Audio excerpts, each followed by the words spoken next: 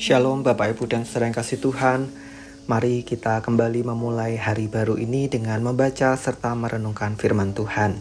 Kita akan membaca surat Roma pasal yang ke-6. Jika demikian, apakah yang hendak kita katakan?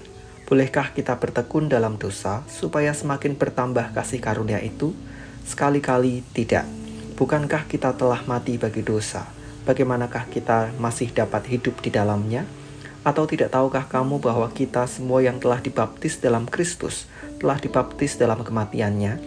Dengan demikian, kita telah dikuburkan bersama-sama dengan Dia oleh baptisan dalam kematian, supaya sama seperti Kristus telah dibangkitkan dari antara orang mati oleh kemuliaan Bapa, demikian juga kita akan hidup dalam hidup yang baru.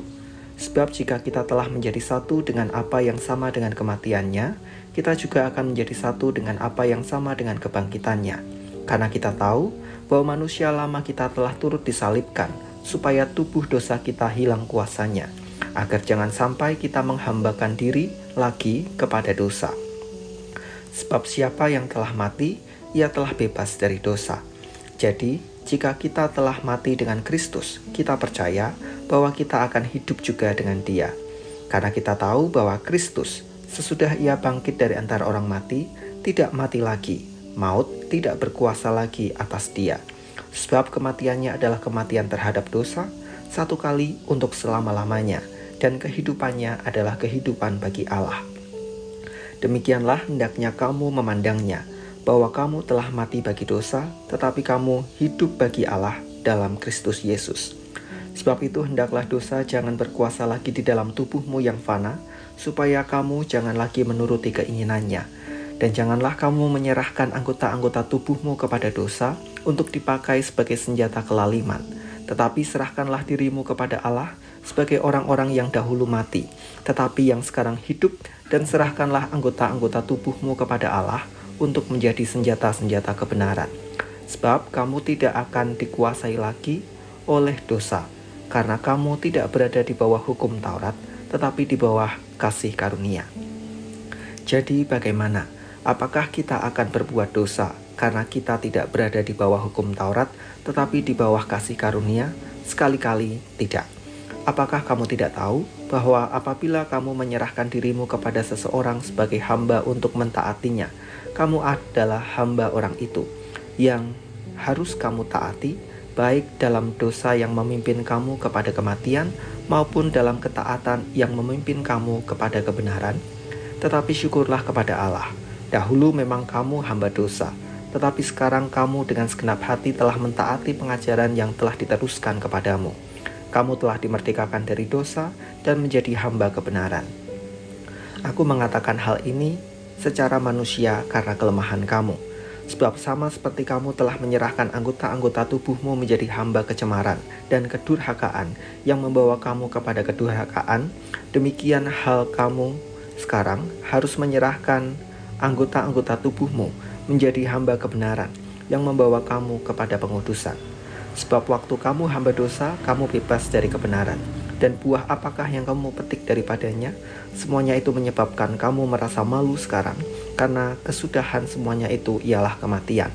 Tetapi sekarang, setelah kamu dimerdekakan dari dosa, dan setelah kamu menjadi hamba Allah, kamu beroleh buah yang membawa kamu kepada pengudusan, dan sebagai kesudahannya ialah hidup yang kekal.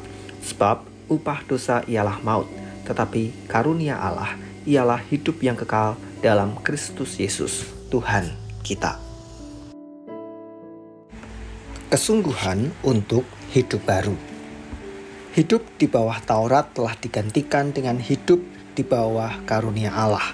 Artinya, penghakiman Taurat yang berujung pada penghukuman telah diganti dengan pengampunan oleh kasih karunia Allah di dalam Yesus Kristus. Konsekuensi hidup itu adalah perlunya kesungguhan hati untuk hidup baru. Maka Paulus menekankan dua hal. Pertama, tidak lagi mengerjakan dosa yang sama atau dosa lainnya. Tubuh adalah jalan masuk dosa.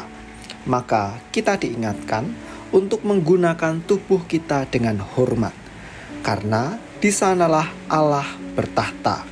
Artinya, Roh Kudus tinggal di dalam hidup dan tubuh kita, maka tidak seharusnya kita menggunakan tubuh ini untuk perbuatan cemar.